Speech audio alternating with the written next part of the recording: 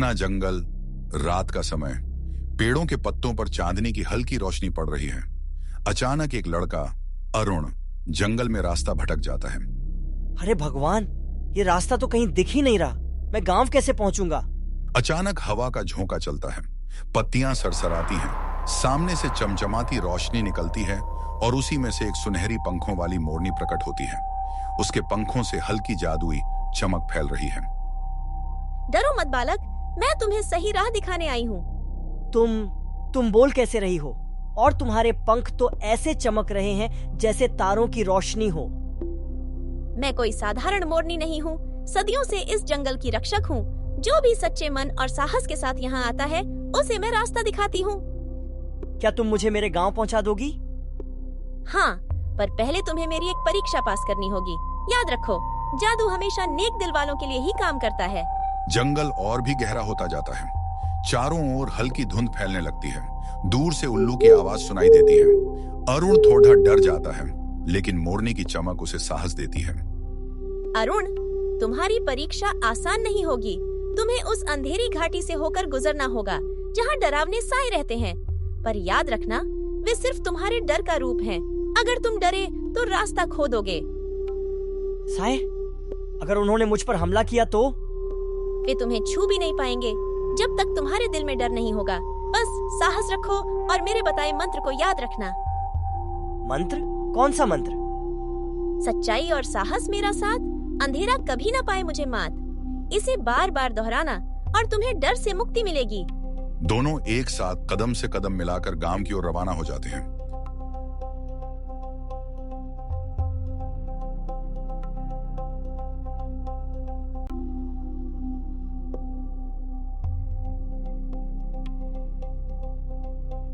दूर से झाड़ियों में सरसराहट होती है।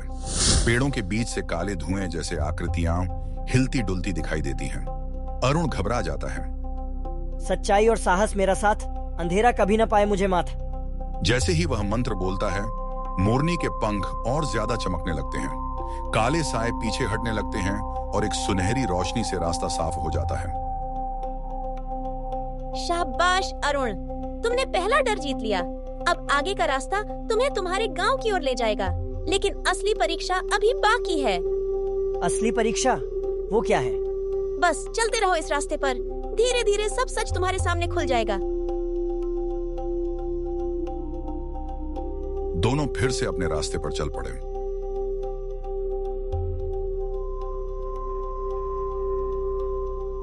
अब जंगल का रास्ता खुलता है और सामने एक छोटी सी चमकती नदी दिखाई देती है। चांदनी उसकी लहरों पर नाच रही है। अरुण थोड़ा राहत की सांस लेता है, लेकिन मोरनी का चेहरा गंभीर हो जाता है। अरुण, अब तुम्हें अपनी असली परीक्षा देनी होगी। यह सिर्फ हिम्मत की नहीं, बल्कि दिल की भी परख है। दिल की परख?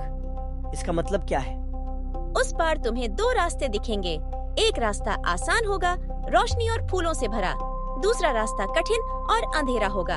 अगर तुम आसान रास्ता चुनोगे तो तुम अकेले अपने गांव पहुंच जाओगे, लेकिन अगर कठिन रास्ता चुनोगे तो वहां एक घायल हिरण मिलेगा जो तुम्हारी मदद के बिना मर जाएगा। मतलब अगर मैंने आसान रास्ता चुना तो मैं बच जाऊंगा, लेकिन उस बेचारी जान की रक्षा नहीं कर पाऊंगा? हाँ, यही तुम्हारी असली परीक्षा है। सच्चा जादू सिर्फ उन लोगों के साथ होता है जो निस्वार्थ होकर दूसरों के लिए कुछ करते हैं। अरुण गहरी सांस भरता है, दिल की धड़कनों को संभालते हुए साहस जुटाकर धीरे धीरे आगे बढ़ता है।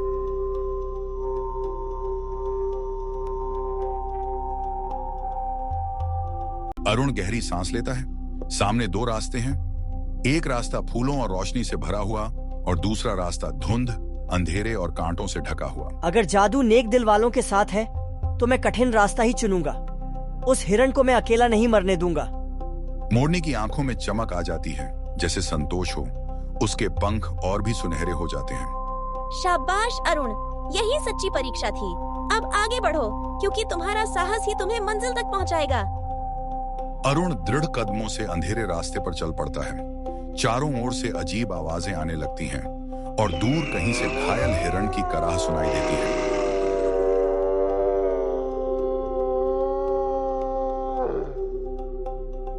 अरुण कांटों और धुंध से भरे अंधेरे रास्ते पर चलता है। उसके पैरों में हल्की चोट लगती है, लेकिन वह रुकता नहीं। अचानक कराहने की आवाज और साफ सुनाई देती है। अरुण आगे बढ़ता है। एक सुंदर हिरण जमीन पर गिरा हुआ है।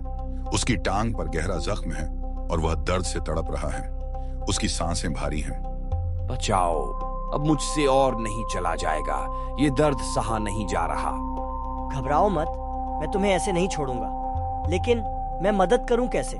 मेरे पास तो कुछ भी नहीं है। अरुण चारों ओर देखता है। पास ही औषधीय पत्तियां चमक रही हैं, जिन्हें मोरनी की रोशनी छू रही है।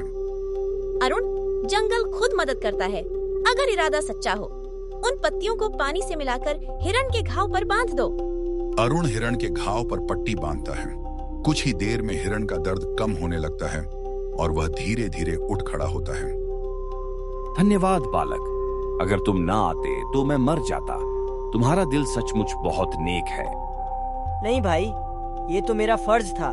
किसी की जान बचाना सबसे बड़ा काम है। हिरण के शरीर से अचानक हल्की सुनहरी आभा निकलती है। वह साधारण हिरण नहीं, बल्कि एक जंगल का रक्षक आत्मा था। उसकी असली रूपरेखा सामने आती है। चमकदार आंखें, सुनहरे सींग और दिव्य आभा। अरुण, तुमने अपनी परीक्षा पास कर ली है। तुमने साहस और करुणा दोनों का प्रमाण दिया है। अब यह जंगल हमेशा तुम्हारा रक्षक रहेगा। चलो अरुण, अब तुम्हारी मंजिल पास है। तुम्हारा गांव तुम्हारा इंतजार कर रहा है। आज तुमने साबित कर दिया कि सच्चा इंसान वही है जो अपने सुख से पहले दूसरों के दुख के बारे में सोचता है और जरूरत पड़ने पर मदद के लिए हमेशा आगे बढ़ता है। धन्यवाद तुम्हारा और इस जंगल का। आज मैंने सीखा है कि असली जादू तो दिल की अच्छाई में छिपा होता है। ये खूबसूरत पल मैं जीवन भर कभी नहीं भूलूंगा। जैसे ही अरुण को सब समझ आया, मोरनी और हिरण दोनों पलक झपकते ही गायब हो गए। अरुण उदास मन से अपने गांव की ओर चल पड़ा।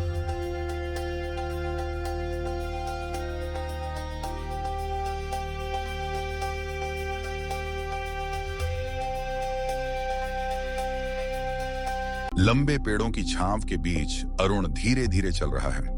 उसके चेहरे पर थकान है, लेकिन आंखों में एक अलग चमक।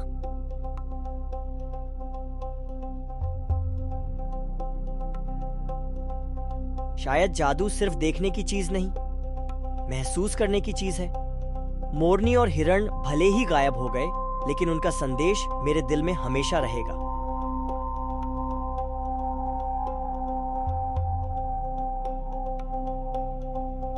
गांव की ओर बढ़ते बढ़ते दूर से छोटे छोटे घरों की झलक दिखने लगती है।